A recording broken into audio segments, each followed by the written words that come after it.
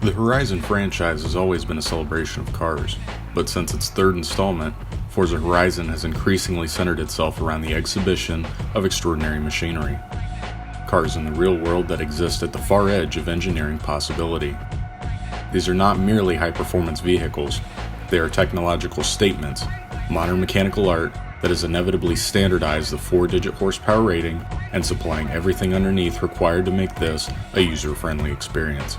Machines with aerodynamic profiles that are sculpted to manipulate airflow with surgical precision, some even employing active aero to generate downforce, reduce drag, and stabilize under the immense forces of high-speed braking. Nowhere is this thematic shift more apparent than in Forza Horizon 5, where the game's opening hours place a mid-engine C8 Corvette Z51 directly into the player's hands. In the real world, this is a 500 horsepower American supercar, capable of reaching 60 miles an hour in under 3 seconds. An achievement that eclipses the performance of every production road car built prior to the McLaren F1. It is a machine that, even in factory trim, can confidently and comfortably hold its own against any vehicle that has the prestige of being described as a supercar. Yet in Horizon's universe, this level of performance is not earned through discipline or progression, it is simply granted.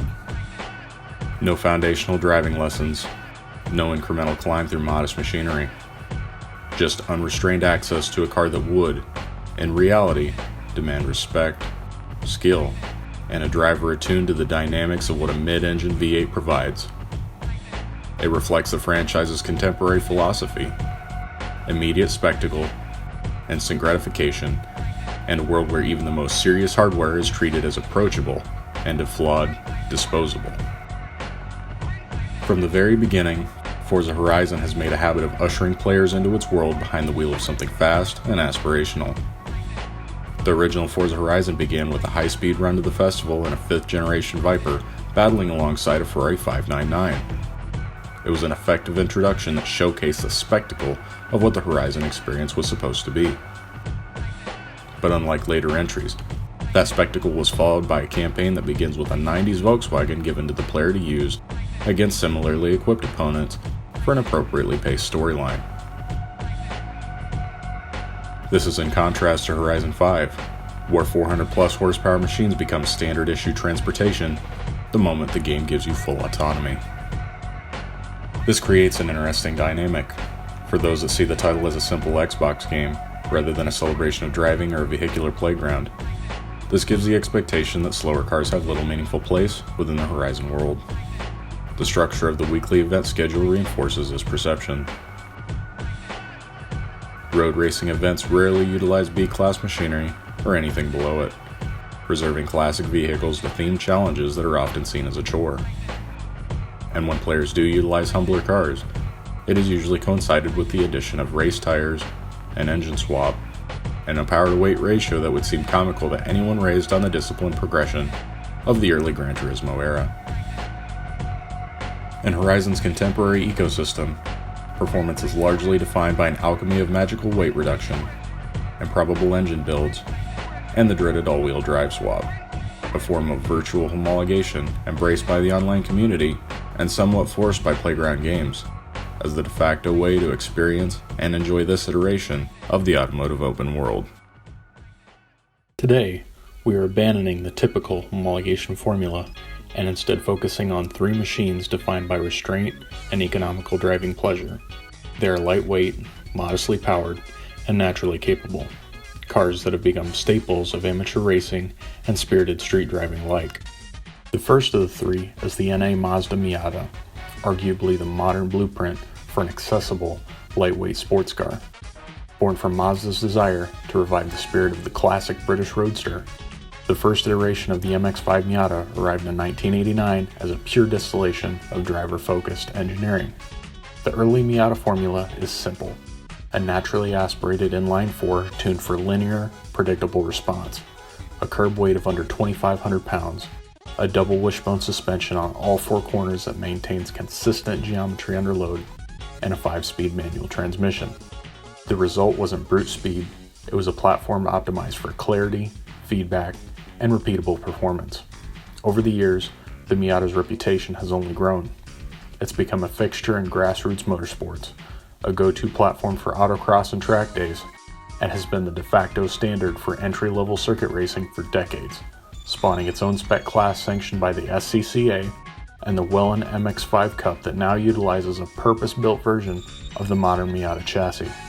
In stock form, the first generation MX-5 doesn't provide you with a surplus of horsepower, but it offers immediacy, steering that talks, a chassis that communicates, and just enough power to reward momentum driving. It is the kind of car that will teach you how to drive no matter your skill level and leave you thankful for the privilege. The second of the three is the S13 Nissan 240SX, an often misunderstood sports coupe whose reputation today is shaped around drifting culture and anime, rather than by its actual capabilities in near stock form. In the United States, the 240SX arrived as a softer, more approachable counterpart to its Japanese market relatives.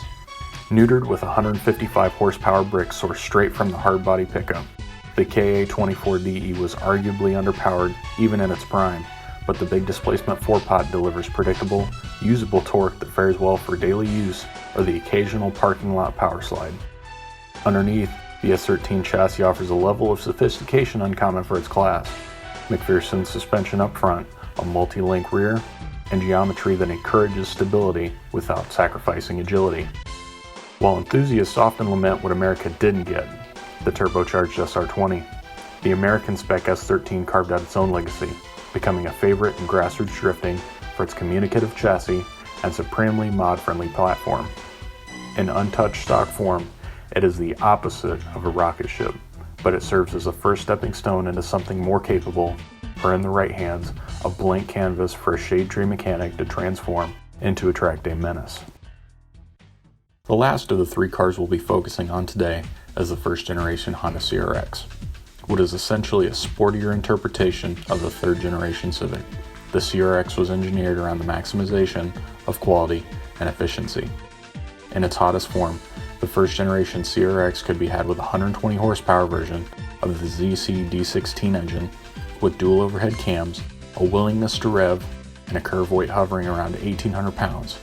This allowed the CRX to deliver 120 mile-an-hour top speed and a level of accessible performance and reliability unmatched by any other compact car of its era.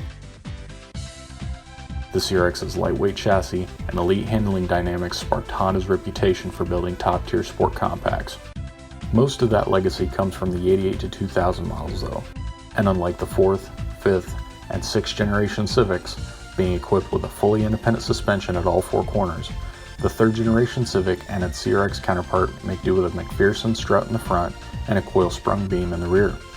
Though the earlier CRXs did not come equipped with the suspension that golden era Hondas are known for, this setup provides consistent behavior at the limit, and more importantly, it keeps the weight down. It certainly didn't stop the Civic from accumulating a motorsports pedigree, as the platform secured an extremely dominant Division III victory at the end of the 1987 Japanese Touring Car Championship, a car that many recognize thanks to its appearance in the Gran Turismo series. And not unlike the Mazda MX-5, the CRX has become a fixture in autocross for its low operating cost, mechanical durability, and confidence-inspiring chassis control. In stock form, it may not offer true sports car levels of thrust, but it delivers efficiency in the dynamic sense, rewarding smooth inputs and disciplined cornering. It is a machine that derives pace not from power, but from how much performance the driver can extract out of a featherweight chassis and 7,200 RPMs. Our baseline testing begins with the Mazda, the lightest, most track-focused, and arguably the most driver-oriented of the three cars here. Its mechanical simplicity and balance leave no room for Forza's handling model to hide. All of its flaws will shine through, for better or worse, and will paint the clearest possible picture of how the game handles low-powered cars in their purest form, and establishes a reference point at which the others can be judged. This is the automotive equivalent of ordering scrambled eggs at a Michelin star restaurant. No garnish, no distractions. Only the basic fundamentals on display here. Likely inaccurate, albeit disappointing representation of a car riding on 35-year-old tires, the featherweight Roadster fails to meet expectations in completely stock form. Initial turn-in is sluggish, while the rear end is constantly unsettled and feels akin to sliding around on gravy. And at the same time, it needs a ton of weight transfer to get it to rotate properly. Despite its modest power output and low mass, it needs to be maneuvered like a muscle car down the hill, at least at 10/10. Driving at a more realistically spirited pace proved to be pleasant, if a little mundane, but trying to wring it out was much more of a handful than should be expected of a car that weighs just over a ton. To keep all three of the test vehicles on an even playing field and help the Miata feel less like a dinghy, all three of the test vehicles were fitted with street tires to standardize the testing environment.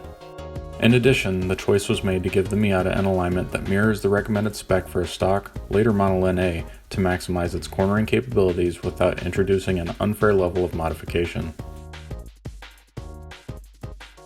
As expected, the handling upgrades transform the car, allowing it to feel like itself again.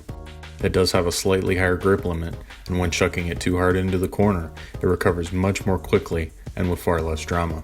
However, during the straighter sections of the track, it gives you plenty of time to figure out what you're going to have for dinner or what your weekend plans are before the next corner comes up. There's also the question of whether better tires would make the overall experience better too, which we'll get to later. It's worth noting that the tires alone brought the car straight out of the middle of D-Class and put it in the low C category. After the equivalent of what would be an admittedly optimistic full bolt-on setup with a tune, or more likely a head swap, the car comes alive, popping out of the parking area and immediately lighting up the rear tires, especially on a car this tiny, is pure joy. Light, quick, and effortlessly playful, its performance matches its looks and lives up to any casual observer's expectation of what a Miata feels like from the driver's seat. In many ways, it mirrors what a well-sorted NA or NB Miata promises, and given the NB's slight displacement bump and stronger response to tuning, it's likely not far from reality. The car retains its darty, yet easy to control handling character, and somehow the extra power amplifies this, rather than detracting from it.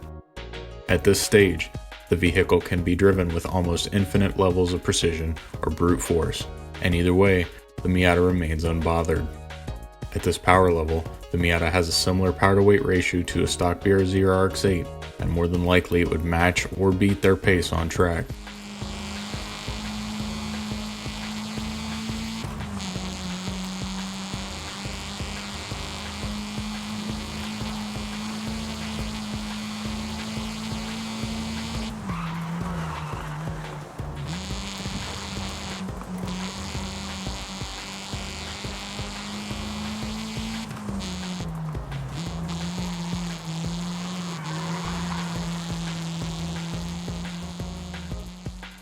With another 20 horsepower upgrade, the Miata just manages to scrape into B-Class.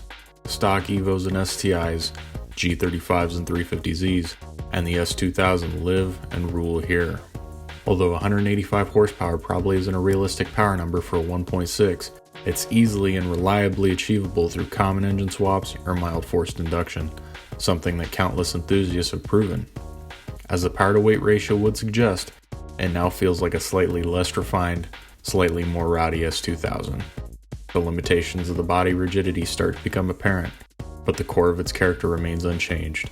It is still very much a momentum-driven car that rewards proper cornering strategy and operational elegance. And finally, although it's gained nearly 60 horsepower at this point, attempting to ascend the mountain from the valley floor still feels obnoxiously slow. Racing from the base to the peak demands a fundamentally different set of strengths that this car and the other test cars simply do not have. This is a topic for another video and will be left unexplored here.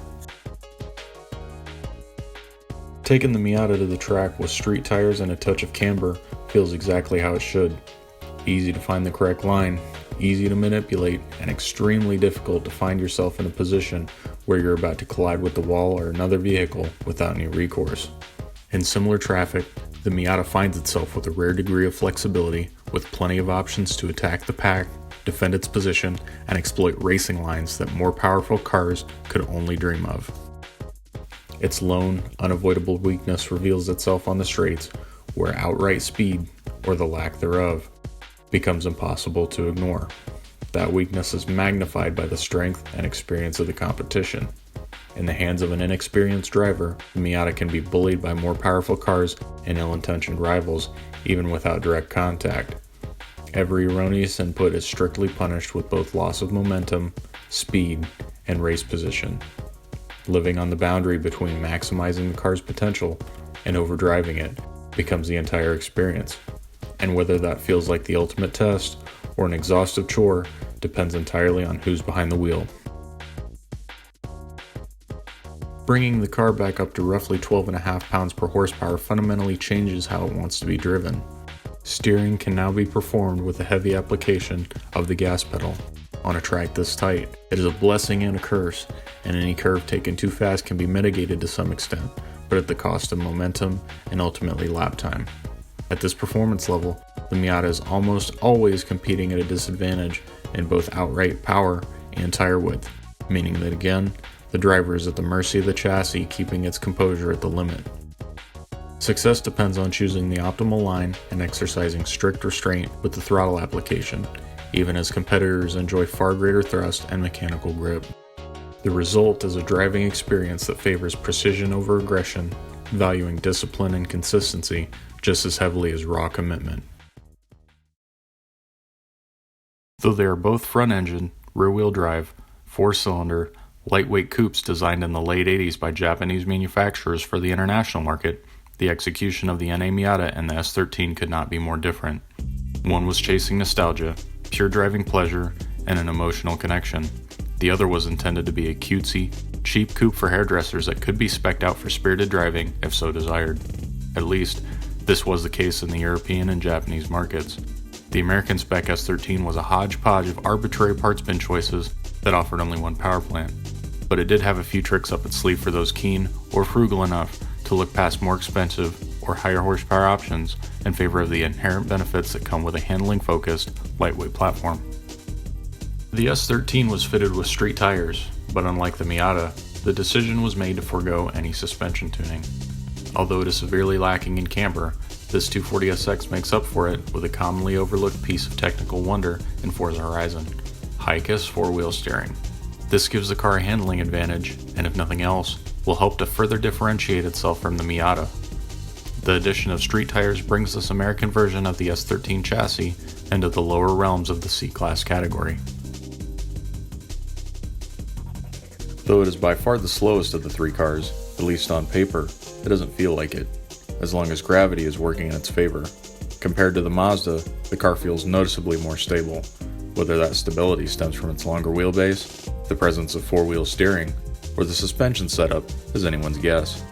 It does have a severe understeer condition during heavy cornering, which is very unlike the drift car reputation that precedes it, which ultimately makes the Miata faster when pushed to the outright limit. And on flat ground, the lack of power is clearly apparent. This isn't far off from being embarrassed by a golf cart or a bicycle in a straight line. The gear ratios exacerbate this, making only the first 3 gears usable. Adjusting the final drive ratio will fix this, and after adding additional power, acceleration should be significantly improved.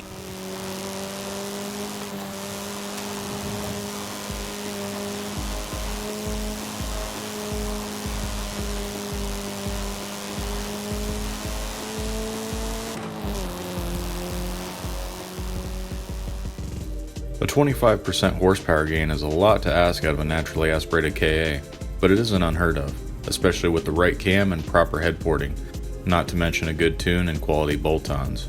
It is now very close to a full C-Class build. And with that said, the upgrades turn the S13 into a very satisfying package that feels more user-friendly than the Miata. The rear end behaves if it isn't provoked mid-corner, and going uphill is less of a chore than in the MX-5. This can mainly be attributed to the larger displacement and the shorter gearing, giving it a diesel-like quality under load. It is a fantastically balanced machine in almost every aspect. This doesn't come by surprise though, as the power-to-weight ratio, horsepower, and torque figures are almost identical to that of an SR20 equipped Japanese market Sylvia case, despite coming from a very different 4-cylinder power plant lacking forced induction.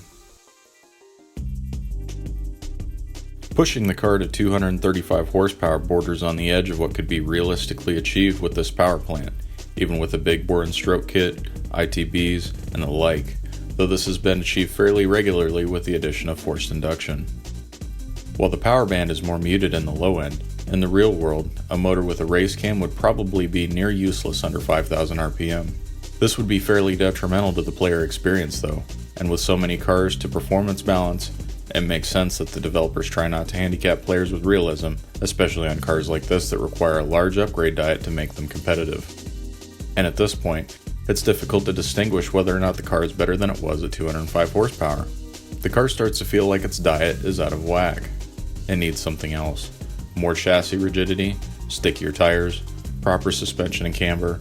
It's very interesting to see how the car is soured a bit with an extra 30 horsepower. It acts like an angry teenager. The once compliant front end is now unresponsive, and every turn requires a healthy dose of weight transfer that the rest of the car simply doesn't agree with. In the current tune, it isn't competitive, user-friendly, or fun. The handling is just plain wrong, the power band isn't right, and our confident Japanese canyon carver has morphed into what feels like a Fox body Mustang, missing half the cylinders. Bringing the car to the track in stock form reveals something that should surprise no one. The car is slow. Keeping momentum high and finding the proper racing line is key to keeping up with similarly powered opponents. But while the Miata and the CRX are featherweights, the Nissan's approach to on-track performance presents itself a little differently. Coming in at nearly 3,000 pounds, with almost 19 of them for each horsepower, the gas pedal becomes a light switch that is on during 95% of the lap, only coming off during hard braking or 90-degree turns. It appears that keeping the gas pedal pinned down is more important than perfectly hitting the corner apex, seeing as how the car lifts the inside rear wheel to convert what should be forward momentum into a one-wheel peel. The Nissan only has so much to give in its current, timid state. Unfortunately, the necessary evil of bringing the car back with 80 or so extra horsepower proves that the car is a threat to exactly no one but itself on track. In particular, the front and rear ends of the car don't communicate and seem at odds with each other. And on straights where the power can be put down, it still takes a moment for the car to reach into the power band and tap into the available power. On a track as short as this, trying to race cleanly is needlessly difficult in this configuration, and against competent opponents, it finds itself gasping for air mid-corner with no possibility of keeping pace.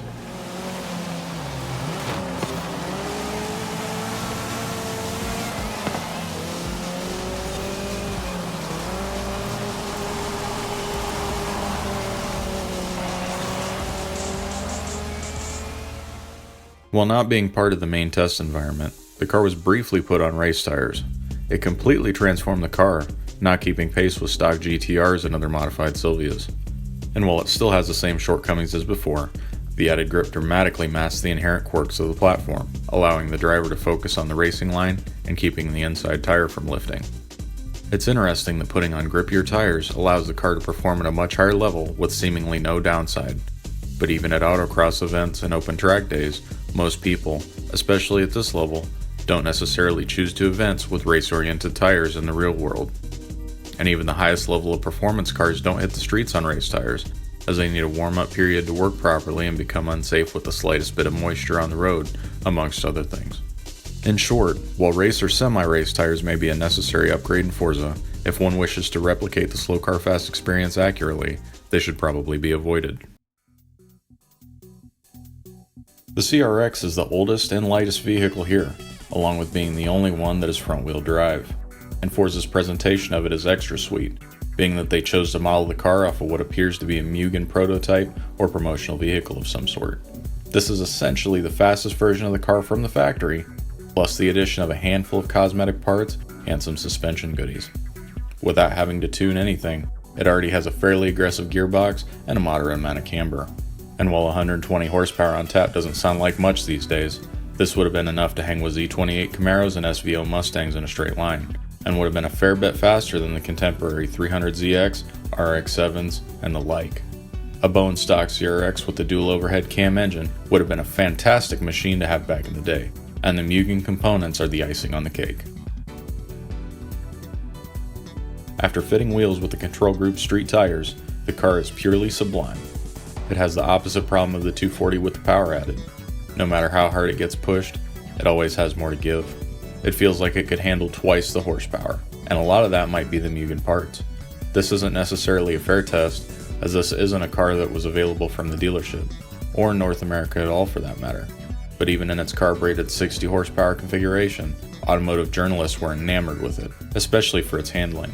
and though the American version of the CRX SI was missing a cam and about 30 or so horsepower, it was just as quick as most of the competition with twice as many cylinders. The bottom line is, this thing rocks. Honda knew what we all know now. Lightness is a recipe for fun, and extremely good performance. And in the game, sitting at the top of C-Class, this thing feels like it could conquer the world, as long as it doesn't have to go up any hills.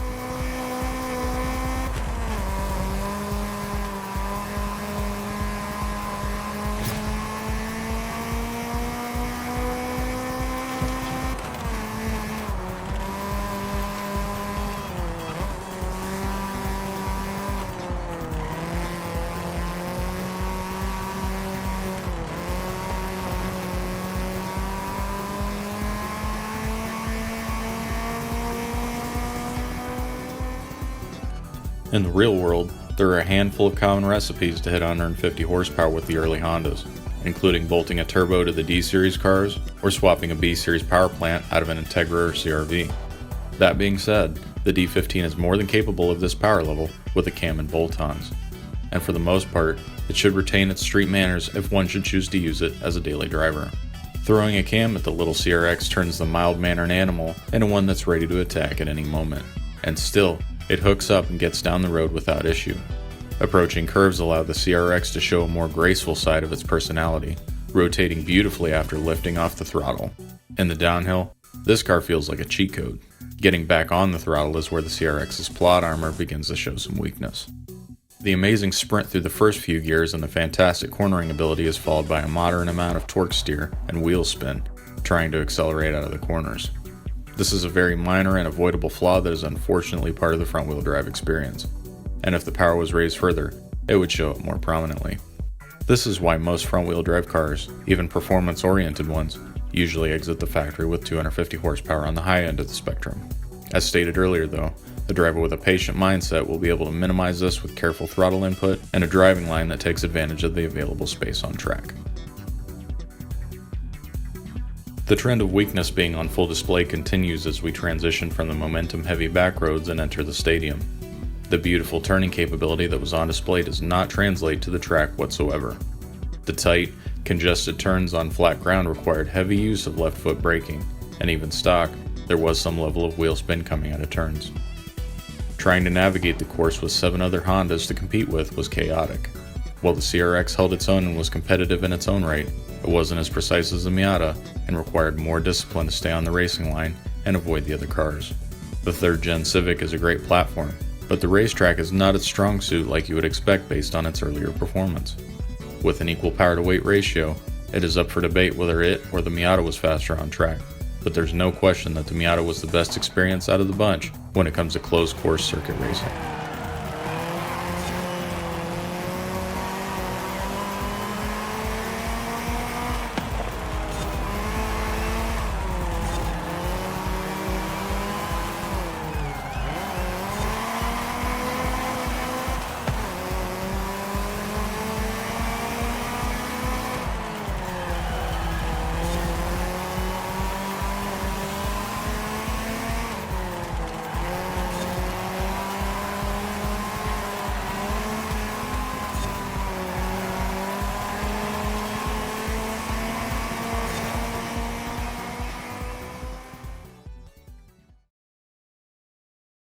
Forza Horizon 5 gives us a modern, accessible interpretation of what driving slow cars fast looks like today.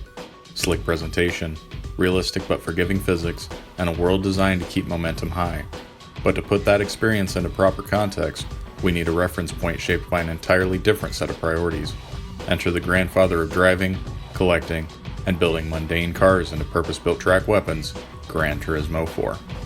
Decades after its release, it's still actively played, still deeply discussed, and thanks to an ever-growing modding scene, more accessible and customizable than it has any right to be. While many racing games of the era featured similar cars, and some even offered explorable worlds like the Horizon series, nothing comes close to Gran Turismo's structured progression or its commitment to driving fidelity.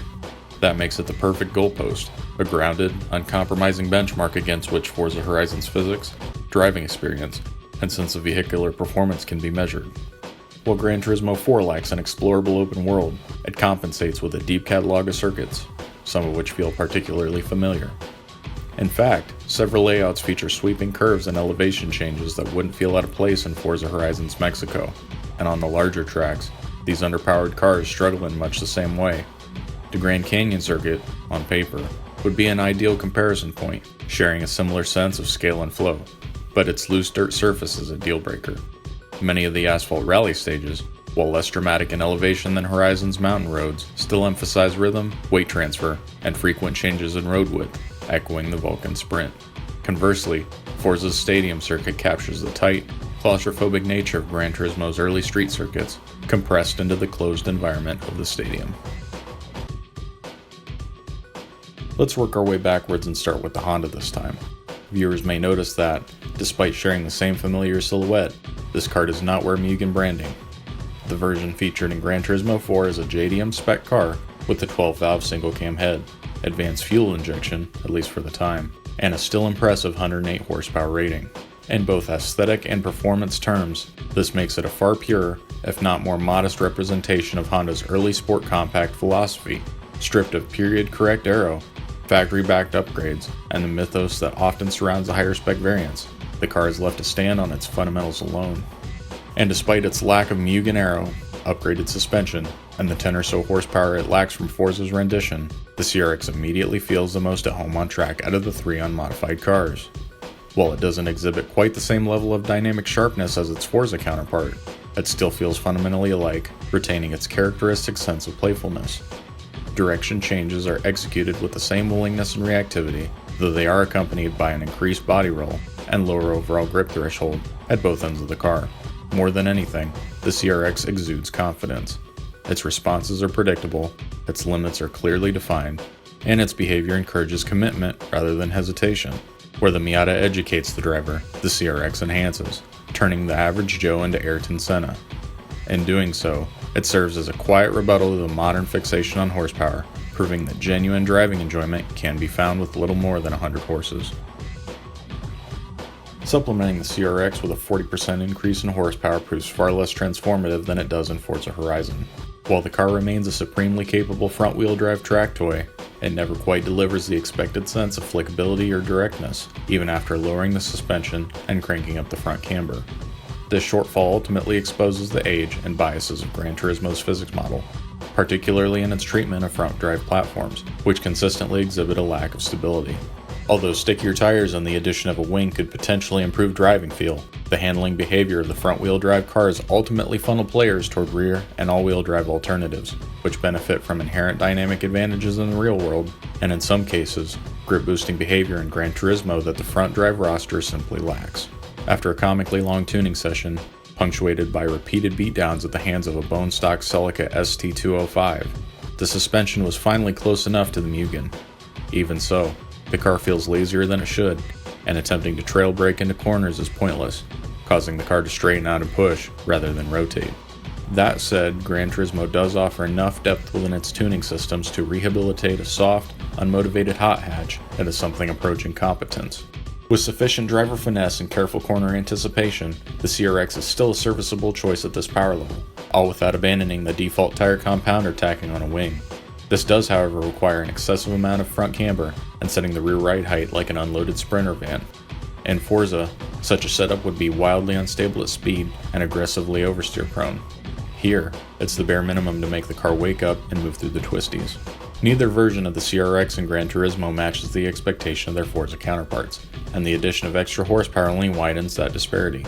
The underlying suspension behavior, combined with the increased output, shifts the car towards something resembling a front-wheel drive interpretation of the Miata, one that relies heavily on exaggerated weight transfer in high-speed corners while requiring a forceful, unapologetic driving style in the technical sections to avoid understeer.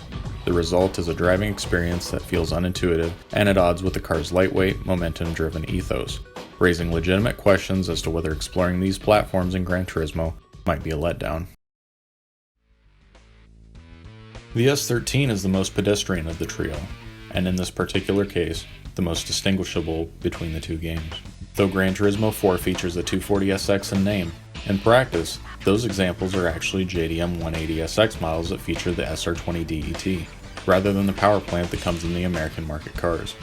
While not identical, The S13 Sylvia Qs with a naturally aspirated power plant is available in GT4. Early Sylvia Js and Qs received a CA18, while later models were equipped with a non-turbo SR20, both of which are available in-game. The latter was chosen for testing, as it is more similar in power to the American 240SX. Initial impressions portray the car as unathletic, but otherwise fairly composed. In fact, it is easily the least exciting to drive out of the three cars in Gran Turismo. This is understandable, as it is the least sport-oriented and weighs the most. That being said, it was more controllable on track and found its limits much sooner and easier than the Miata. This is the definition of a beginner-friendly, approachable vehicle. While the car was daily driver squishy, trying to get the car to intentionally spin out took significant effort. Despite having the same tires as the other three cars, this one had significantly less cornering ability, possibly due to alignment or other factors. Adding onto the list of negatives, the stock gearing would probably allow the car to cruise at 190 miles an hour. Trying to move uphill, the car generally struggles, and shifting into third gear at about 80 miles an hour does not exactly inspire those who wish to drive spiritedly. The Sylvia Qs leaves a lasting impression that is almost non-existent. It serves in-game as a cheap starter car and not much else. There isn't a whole lot to talk about here. There are three types of people that buy this car during a playthrough. Those that want just a car to suffice for the early game events and save for something just out of reach of the starter car budget. The players crazy or quirky enough to want to build out a naturally aspirated S chassis and put it up against cars that are much more comfortable and capable in the same eligible events. And those that don't know any better and don't realize that the same car with more power is available for just pocket change more. While this car has limited appeal and usability, having more options, even if frivolous, is always a good thing. And it being an available choice pads the car list and makes the game more technically thorough and competitively colorful. An S13 with 235 horsepower doesn't seem that special, but that power level is coming from a naturally aspirated power plant as opposed to most turbocharged or swap cars you may find out in the wild. Additionally, as this version of the car does not have high-cast four-wheel steering, street suspension was fitted to the car, although unmodified from its standard settings. Additionally, a close ratio gearbox was installed to keep the engine in the power band. This all equates to a car that easily and reliably rotates when you hit the gas. On Gran Turismo's stiff physics, this is a welcome change of pace and continues to make the car more approachable and usable for both new and experienced enthusiasts. While the S13 still suffers from a lack of structural rigidity, the ability to put the car into a controlled slide at slow to medium speed transforms it into an extremely capable machine on tighter tracks. On longer tracks, the close ratio gearbox keeps it competitive with the turbocharged Sylvias, if nothing else. Just like the unmodified car, the upgraded version provides an unremarkable driving experience. It is by far the one that takes the least amount of care and attention to achieve good lap times with. This isn't a good or bad thing, it simply means that consistent lap times are easier to achieve.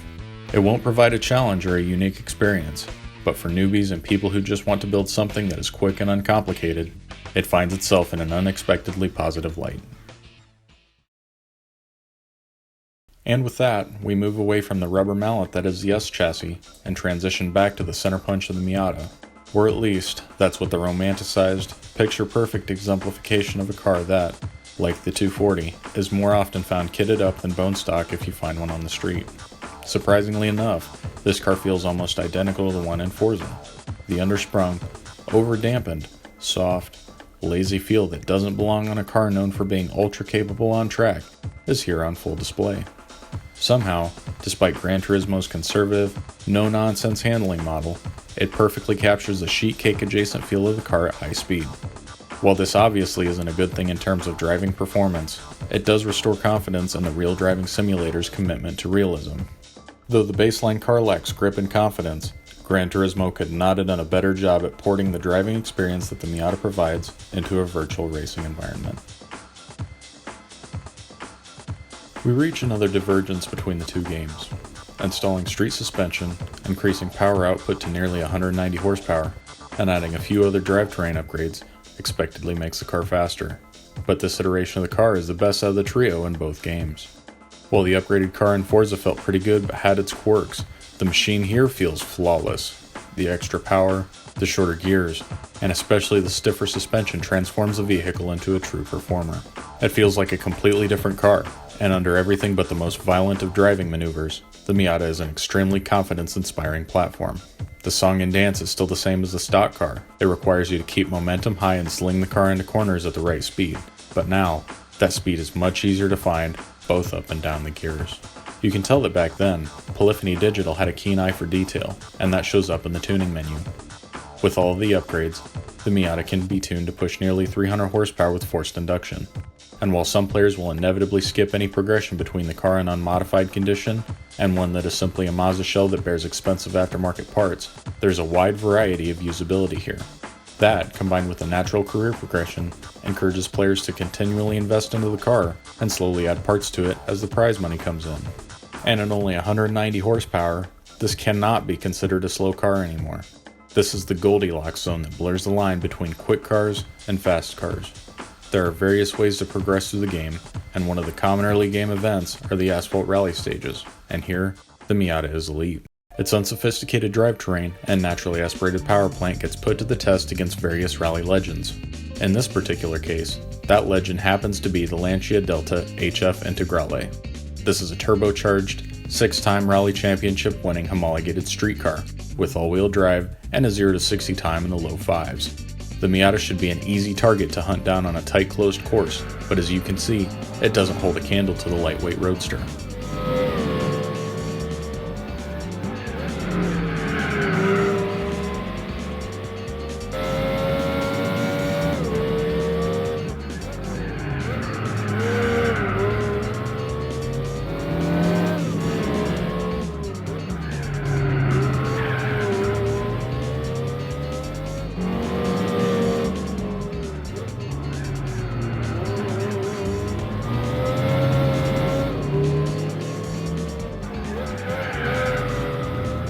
The Mazda makes the Lancia look uncoordinated and difficult, despite being at a power-to-weight disadvantage and lacking the thrust of all-wheel drive that the Lancia possesses. And while this might seem like a surprise upset, it sheds light on what Gran Turismo does to positively affect the player experience. It's obvious that the opponent vehicle isn't being pushed to the absolute limit, but at the same time, this event is impossible with any of the stock cars. The opponent is simply an inconsistent variable that allows the player to formulate a vehicle to meet or exceed that level of performance. And whether that level is met with more power, less weight, more grip, a more advanced machine, or a higher skilled driver is completely up to personal preference. Again, the team that worked on the game knew how to craft a near perfect experience after 3 previous titles and support from various manufacturers and technical experts. While the physics engine is limited to what the PlayStation 2 had to offer, the game is still worth coming back to after more than 20 years, due to its approachability, gameplay variety, and just the right amount of depth, and both progression and vehicular modification. As we approach the release of Forza Horizon 6, one can only hope that the team at Playground Games have reassessed the things that make titles like this so beloved to the community. And as promotional material rolls out, it does appear that there may be a more realistic, down-to-earth experience on the horizon.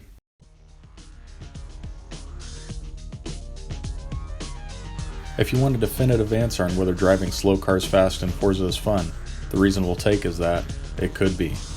Some of you may think this was a silly answer to a silly question, but it's astounding that Playground Games and Turn 10 can replicate the slow car fast experience in such high fidelity and leave that experience as something the community has to go searching for themselves, rather than curating it into the Horizon experience through progression or some sort of quest. As alluded to earlier, the biggest fundamental flaw in finding this naturally is the environment which Playground Games chooses to build for their open world experience. Though it is speculated that the overall layout for Horizon 5 was based around a Battle Royale mode that is now seldom played for any reason aside from weekly rewards, whether this is true or not, the road system feels much more engaging in vehicles that have a high top speed with a higher dosage of downforce. This might be an overcorrection of one of the player base complaints about Forza Horizon 4's road system, and that there was a distinct lack of places to test cars like this, or really any place where high-speed straight-line action could take place. This virtualized version of Great Britain and its surroundings lacked color, somehow felt cramped despite being huge, and at times felt more like a game about tourism than driving, and though it felt like it lacked verticality in areas, for the most part, it provided a much better proving ground for sub-300 horsepower cars than Horizon 5's Mexico. The entirety of the English countryside could be traversed and circled around in a stock 240SX and been a pleasant, engaging experience. The same cannot be said for Mexico. While Forza may be more realistic in the way that it treats physics compared to Gran Turismo, that doesn't necessarily mean that cars feel good to drive. especially out of the box. After further testing, putting all the cars on race tires proved to be a more fun experience when racing against the computer-controlled opponents. It's unfortunate that so much of the Forza experience relies on upgrading vehicles to meet a class requirement, especially when tire compound dictates so much of the decision-making process. Ignoring the flaws of its progression, class system, and lack of road variation, Forza Horizon 5, when broken down to the principal driving experience, delivers something that is almost non-existent in the racing genre today. While Gran Turismo evokes the feeling of competition and suspense, Forza Horizon is capable of delivering an unexplored world of realistic automotive leisure and enjoyment to younger players, and to the few that find themselves playing that were born before the original Xbox was released, an unshakable vibe comprised of nostalgia and camaraderie that is seldom found outside of the virtual world in the present. With a group of like-minded friends, near-stock Hondas, Miatas, Malaise-era coupes and the like can be a wonderful driving experience, especially on the tighter courses that don't utilize the vast, empty straightaways that Forza Horizon 5 possesses to allow players to drive supercars at their full potential in a straight line. In fact, the course builder has its own community that tailors events specifically for this purpose, with impressive results considering how limited the tools and props are. Unfortunately, not all of us have friends, or at least ones that want to race each other in cars that have less than 300 horsepower. Even in 2026, Gran Turismo 4 and the Forza titles released on the Xbox 360 still provide a superior single-player experience for those that wish to drive, tune, and upgrade cars in the virtual world with reasonable price tags and performance numbers.